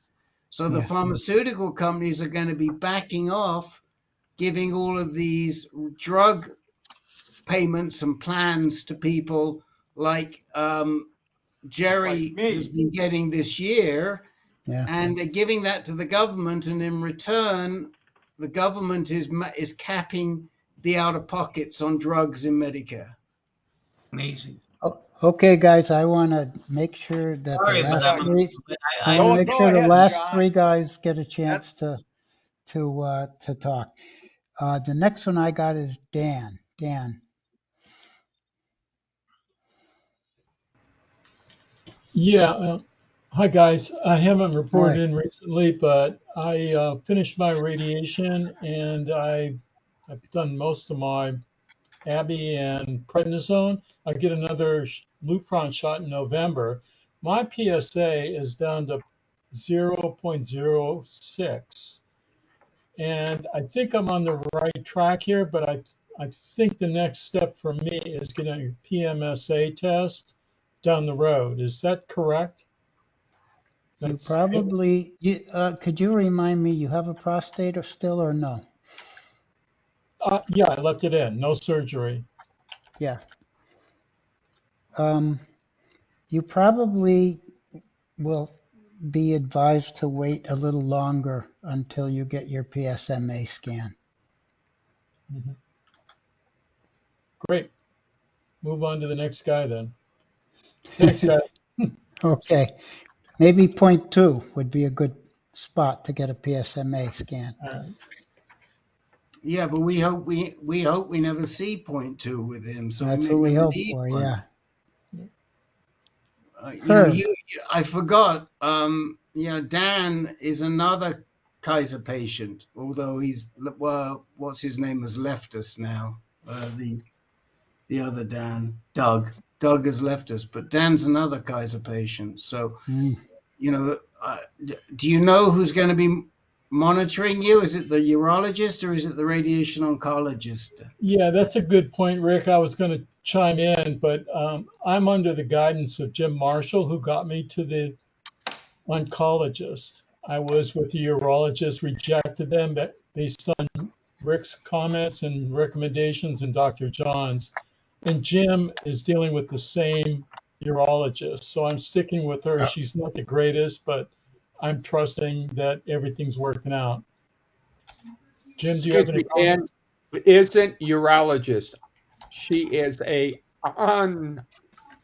oncologist, not a urologist. Right, she's an oncologist, right. Oncologist, yes. I rejected the urologist based on Okay. wanting to take the surgery. Okay. Herb? Thanks, Jim. Yeah, hi. I've missed a number of meetings just because we were in the process of moving from our house to a senior living facility because my wife's Parkinson's is progressing, and it's better here for her. My last PSA was, I'm just on darolutamide. Last PSA was 0.05, and my T level was 371. I feel great. No problems, get a lot of exercise, and I'm due for my next quarterly test and meeting with my GU MedOnc at UCLA in about a month. So everything's clicking along pretty good. Oh, very nice. Very nice. Did you remain in the Ventura area? Yeah, I'm in Oxnard, so it's Okay. still Ventura County. Right. Didn't move too far. Now, as your testosterone level climbed in the presence of darolutamide, did you start feeling better in the ADT type of way? Did your muscles feel stronger? Did your energy better? Did your brain fog clear up? Or what did testosterone do for you while on darolutamide? John, I have to say, I don't really notice much difference whether it was down around undetectable or it's up at, what did I say, 371. Yeah.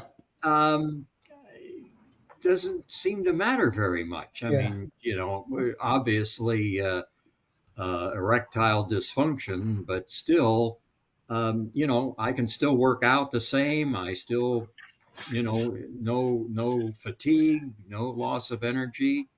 Doesn't seem to matter very much. Fantastic. Yeah. How much darolutamide are you on? 300 or 600 twice a day? It's 300 4 times a day. 4 times Two, a I mean, day? two twice a day. So Two twice a 4 day. 300 milligrams a day. Okay.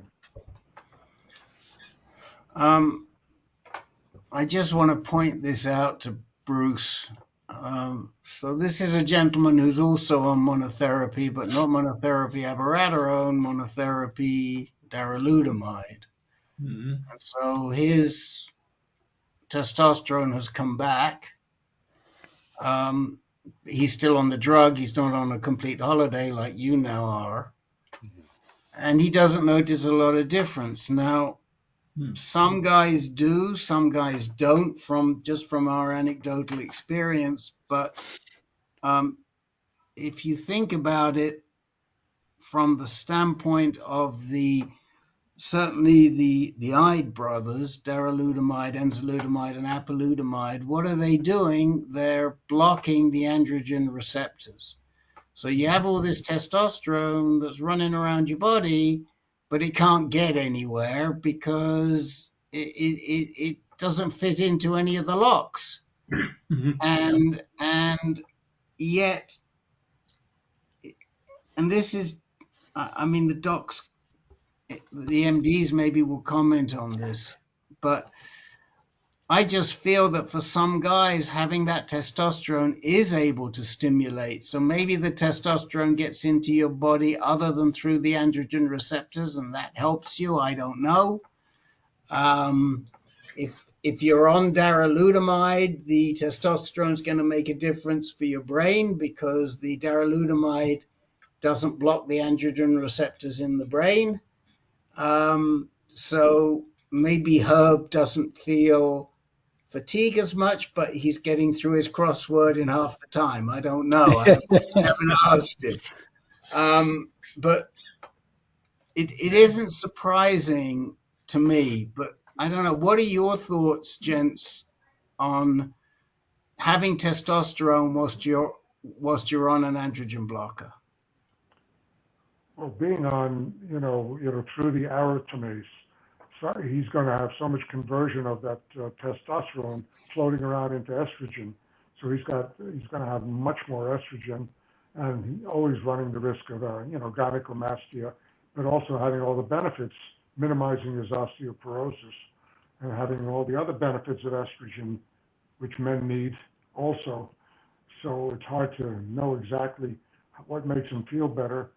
you know, this so-called testosterone that is loose but not really hitting the receptor site, so the estrogen that's floating around there having some benefit on his mood, his bodily functioning. Minimizing osteoporosis is going to make you more vigorous and stronger, and so that's something to consider. Interesting to know what the estradiol levels are like when Yeah, somebody's yeah, on yeah, yeah. monodero. Absolutely. Len, did you ever investigate that and during any of your uh, monodero trials? Did I investigate what the level of estradiol becomes? Yeah, you didn't happen to No, ever get curious and ask about it, huh? no, I've never been tested for that. Hmm. Len, you had Dan? something to bring up. Would you like to do that now? Yeah, sure. Probably this is for the MDs, although if anybody had this condition, maybe they could also comment. So I had a CT scan in September of this year, and one of the findings was new fluid-filled tubular structure at the mid segment of appendix, measuring 2.7 centimeters, likely mucocele. Recommend non-emergent pelvic MRI for further evaluation. So Dr. O's opinion was that, well, you probably should get the MRI done. And, if I don't know if they can tell if there's that fluid represents an infection, in which case they may have to remove the appendix or at least part of it. I I mean, I think looked if it it up. was an infection, you'd have symptoms. Yeah. No, I have no symptoms. So, I mean, I don't know if I looked it up and it said it could be benign, or, if it is an infection and if it ruptures, well, then I've got peritonitis and it can be pretty serious. So, what I'm wondering is how could the MRI determine if there was an infection there? I'm not sure the point of the MRI. I don't think so. Does anybody know what an MRI would offer in this case over a CT scan? Hmm. I mean, I guess I'll have it done because not to, I don't want to take the risk of peritonitis. So maybe they'll do the MRI scan and somehow they'll be able to determine if I have nothing to worry about or I need to have the appendix removed. I have a little chart about which scan is appropriate for which condition. I'll look it up afterwards and write to you if I find out anything. But Okay. apparently the idea is some kind of new information will be produced by the MRI, which then will affect your treatment. Otherwise, you're right. Why do it? Yeah.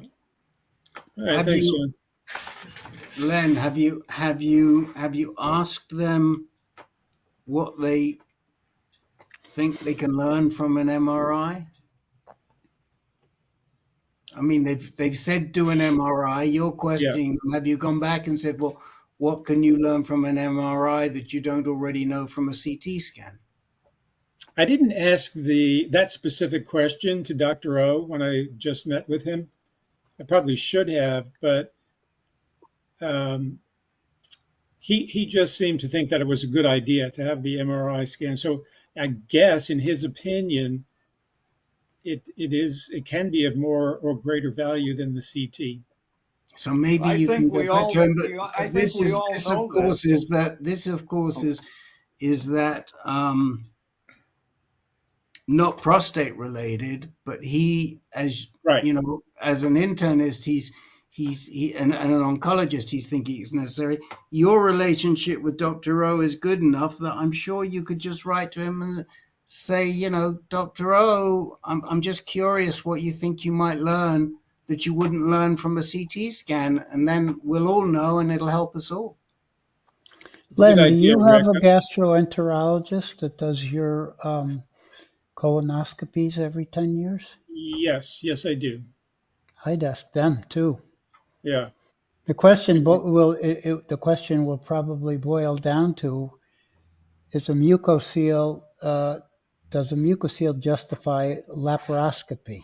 And this Well, that psychiatrist I thinks read no. that laparoscopy is not a good idea, they said, because if there is an infection, there's a greater probability that that it will rupture if you use laparoscopy. Mm-hmm.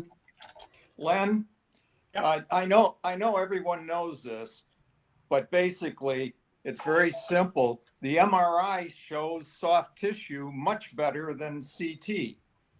So it may be that they just want to get more of a soft tissue image to verify what they're seeing with the CT.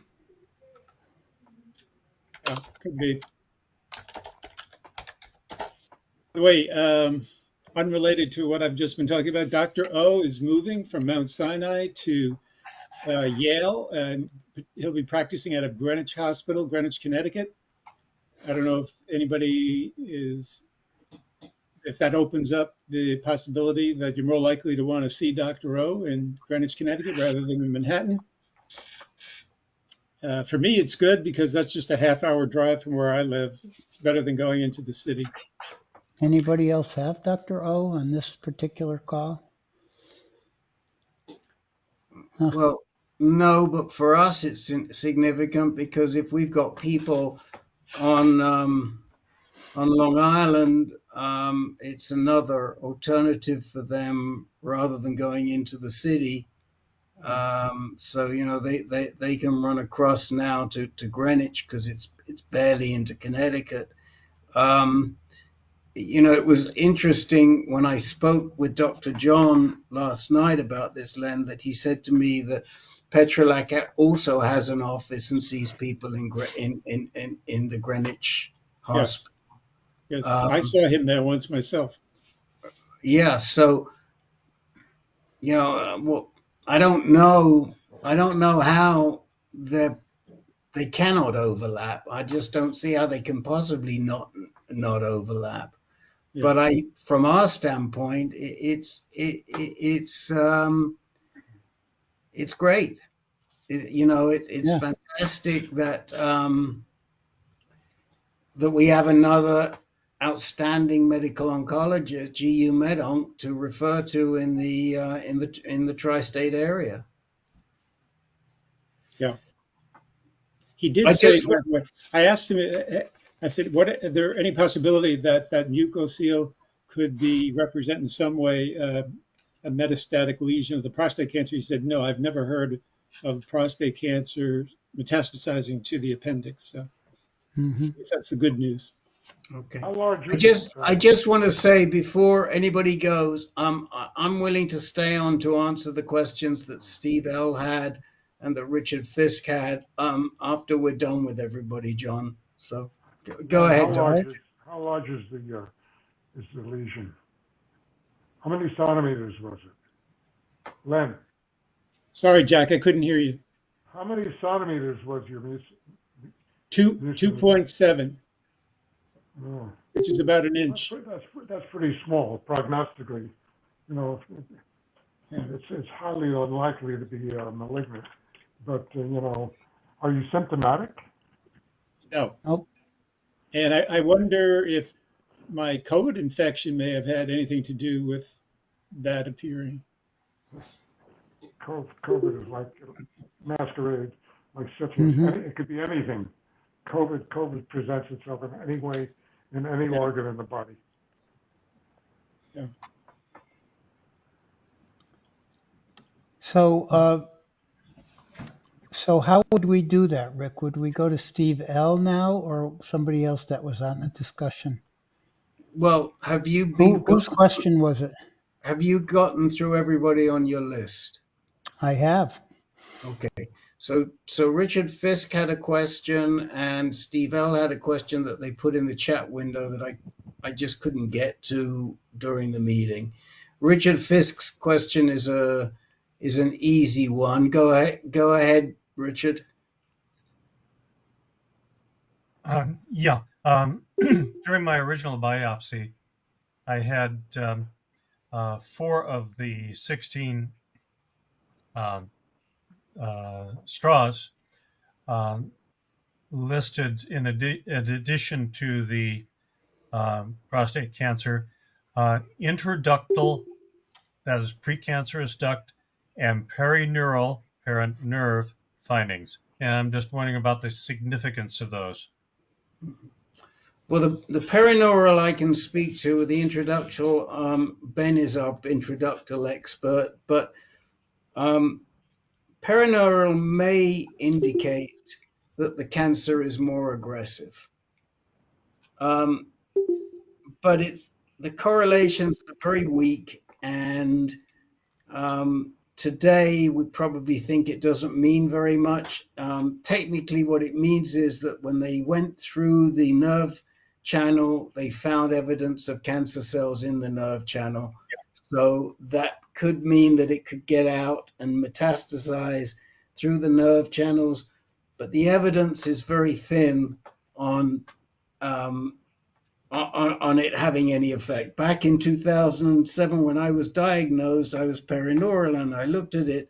The evidence wasn't great then, and I think it's even less now. So in most cases, it's not worth bothering about. Intraductal is often a signature of more aggressive cancer, and it's important at the time of a biopsy because it can influence your treatment decisions. To what extent it is a factor further down the treatment path, I'm not sure, other than it might tell you that your cancer, if you're trying to figure out whether to do additional treatment or not, it might tell you that your cancer is more aggressive. What was your, were you 4+5, Richard? Yes. So we already know that you've got pretty aggressive cancer. The fact that it's intraductal means it's even higher risk. What I suggest you do is drop a note to Ben at AnCan.org, and I think he may have done a blog post on it, but if not, he's really, really knowledgeable. And just ask him, after my treatment, what is the implication going forward? And he'll give you a much better answer than I can. Now, there may be someone else right now, I'll throw it out, who can give you as good information as Ben, but it ain't me. Anyone? Well, I know that there's a debate going on about intraductal and cribriform prostate cancers and whether they should be part of the grade grouping system that we now have, but hasn't gone anywhere from there that I know of.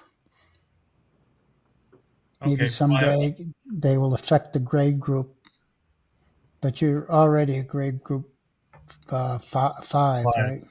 Yeah. So you've done all of the treatment. I've external beam, high dose brachy, and Sunday will be 24 months of Abby. Right. So you've done your part. You've stuck it out.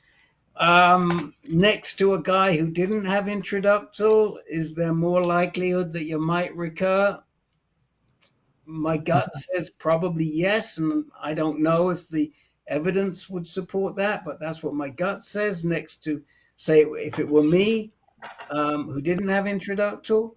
But the fact is, it's not going to make a difference to you right now, because you're going to do what you're going to do, and God willing, it won't recur, like with me, and you'll do fine. I'm just going to write out the 3-month PSAs until something happens. Yeah, exactly. Any other contributions from anyone in the group? Okay, Steve L. Where are you? There you are. I see you. Okay, so your question is that, and if I'm not mistaken, you're being treated at Hutch, right? Yes. You're being treated at Hutch. Yes. And who is your Todd Yevzewski. Right. And, I looked at trying to get a second opinion at Fred Hutch and was told they don't do that. And then met last week and proposed a few things that, were all denied essentially.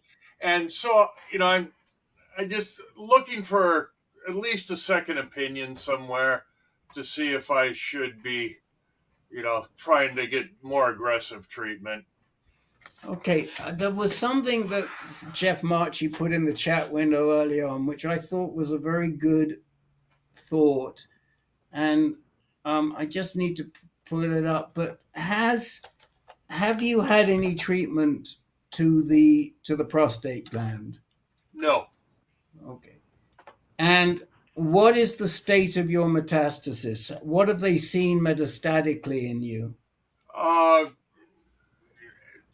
couple of adenoids and 2 bone lesions, one on my femur and one on L3. And okay, so here's what I would suggest you do for the time being. Rather than messing around trying to do the CTC test, which is really, I mean, well, there are two things. Have you had any next generation sequencing? Yeah, I've had, yes, from Foundation Group. Okay, and what did that tell you? No BRCA1 or 2, but that was based solely on the original biopsy. Okay, so have you had your? So it was a tissue sample taken from the original biopsy, and when was that? December of 2021. Right. I think that here's what I would do. You can remind Dr. Yazevsky that you should be having next generation sequencing because you're metastatic, and that is in the NCCN guidelines. And so you can ask him to do current testing, which would essentially be taking blood from you right now or taking a tumor sample from you right now and to test to see what mutations you carry, because the last test that was done was 4 years ago. And NCCN indicates that you should have you should be tested at the time of metastasis. All right, if you need it. Well, I was metastatic. I was de novo metastatic.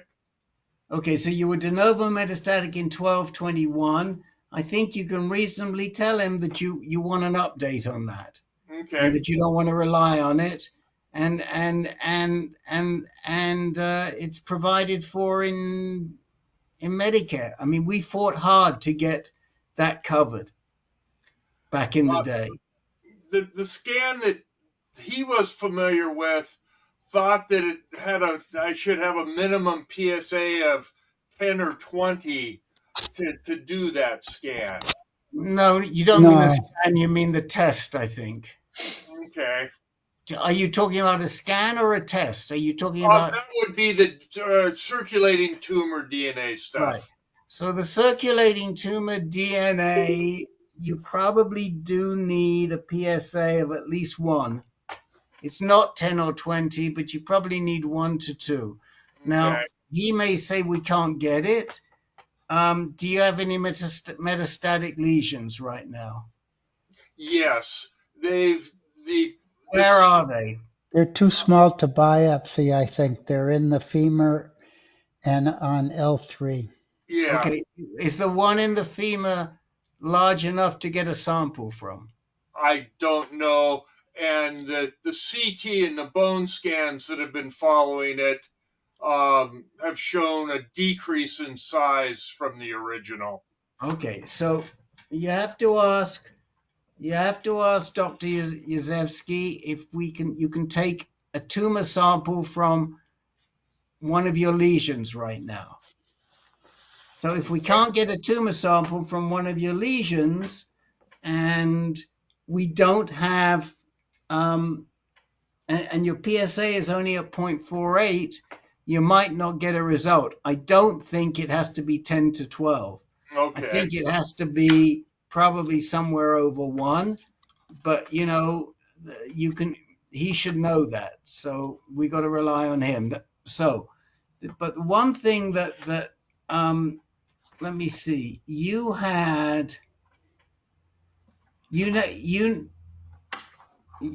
did you ever have treatment to the prostate? No. I had a TERP, but no. You never had radiation, and you never had surgery. Right, correct. Nope. Okay, so I think that the strongest ground you've got to go back to him on right now is to tell him you want the primary treated, and have them radiate the primary, which is what Jeff Marchi suggested, which was an excellent suggestion. Yes, and I did bring that up at the last meeting, and he was not, didn't think it should be done. Okay, so if it's very hard if you've got docs who set in their ways, they don't want to work with you, they don't think it's necessary, then yeah, you may have to get a second opinion. And where would we send you? If we were sending you to Houston, we'd probably send you to Dr. E rather than to MD Anderson, but there are some good docs at MD Anderson. Okay. But if you're going to go all the way down there, they're basically in buildings that are spitting distance between each other. So we'd send you to Dr. E as one possibility. I'd send you to Dr. Agarwal in San Francisco as another possibility. At the University of San Francisco, or UCSF, University of California, San Francisco, UCSF. Okay. He's in Seattle. Isn't there a place in Seattle you were recommending, Rick?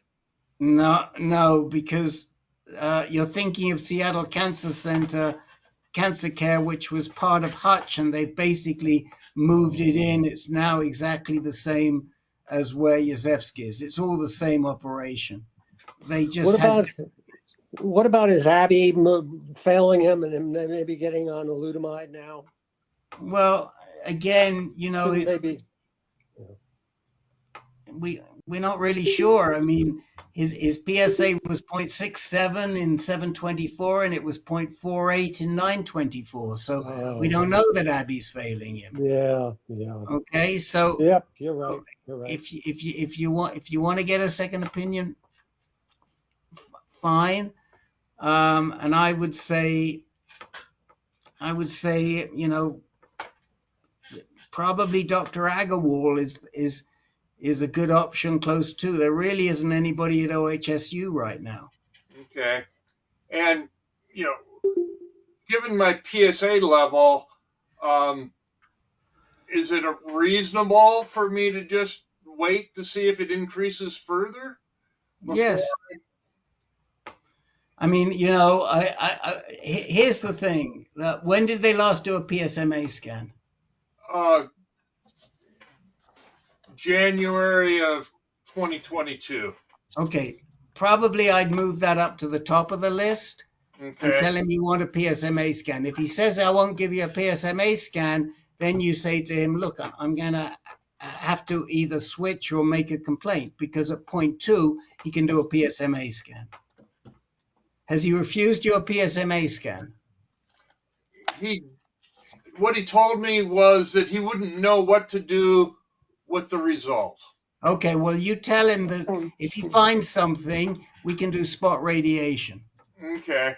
All right, so you go back to him and you say, Dr. Yazevsky, I'd like to do a PSMA scan because I'm at 0.48 and we should definitely see a result. You can say to him, Dr. Carroll and Dr. D'Amico and others have suggested that anything over 0.15 will show a result, and we think we can see a result. So I do. If you're not sure what to do, if we find something, I would suggest we consider spot radiation. And just say it to him like that, and he's going to look at you and he'll say, okay, let's get a PSMA scan. I guarantee. Okay.